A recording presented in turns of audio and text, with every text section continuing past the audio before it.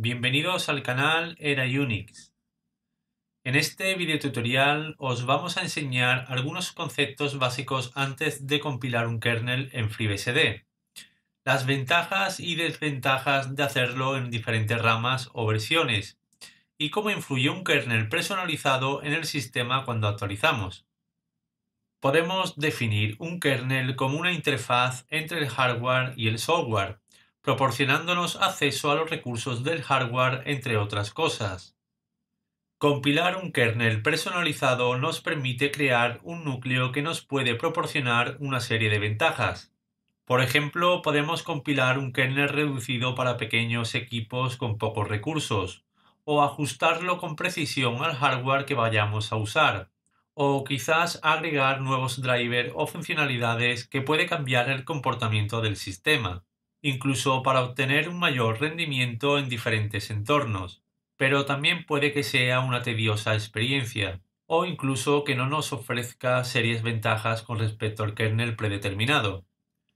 El kernel por defecto que nos proporciona FreeBSD cuando instalamos el sistema por primera vez se le llama kernel generic o genérico, ya que está configurado y compilado para soportar una amplia variedad de hardware, y quizás no esté optimizado para nuestro equipo, pero suele arrancar en la mayoría de hardware, tanto en antiguos equipos como en los más modernos. La gran pregunta es, ¿por qué deberíamos de personalizar un kernel si el genérico me funciona?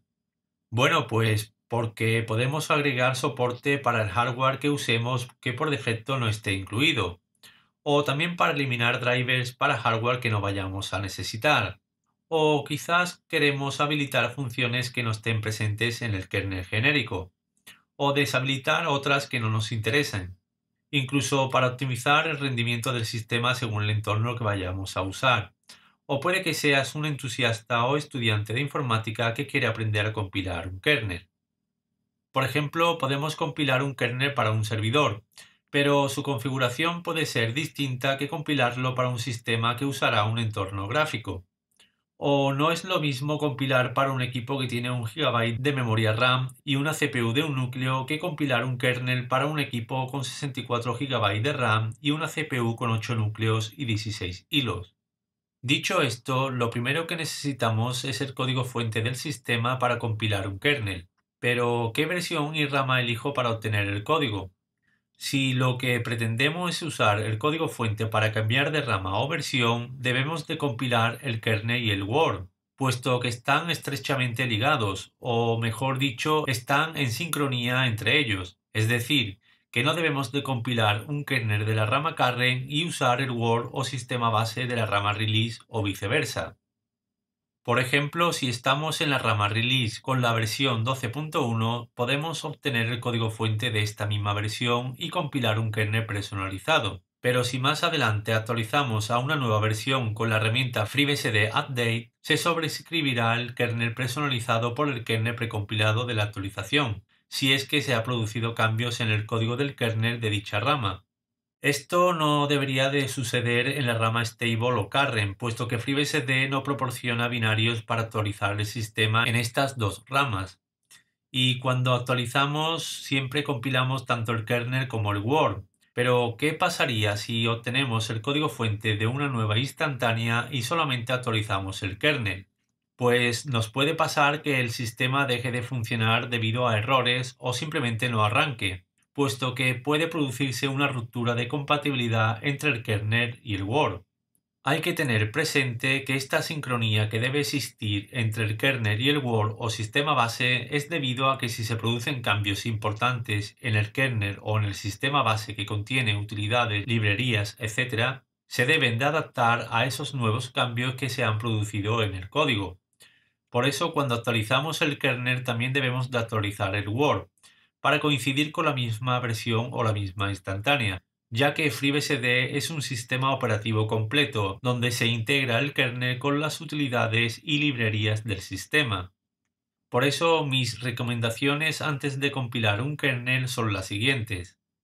1. Si elegimos la rama Release y queremos compilar un kernel personalizado, debemos de configurar la herramienta FreeBSD Update para que cuando actualicemos el sistema no sobrescriba nuestro kernel. 2. Debemos de estar al tanto de todos los cambios producidos en el código fuente antes de compilar el kernel por si necesitamos cambiar opciones o agregar nuevas, drivers obsoletos o que ya no forman parte del kernel, etcétera, etcétera, ya que cuando decidimos compilar un kernel seremos los responsables de mantenerlo y de actualizarlo. 3. Si queremos compilar un kernel personalizado en la rama stable o Karen con una nueva instantánea, no se olviden de compilar todo el sistema y no solo el kernel, para evitar incompatibilidades entre el kernel y el world o sistema base. 4. Haz siempre una copia de seguridad del kernel que esté funcionando en nuestro equipo antes de compilar otro kernel, ya que si la compilación del nuevo falla, podemos arrancar el sistema con el antiguo kernel, y nos puede ahorrar muchos quebraderos de cabeza.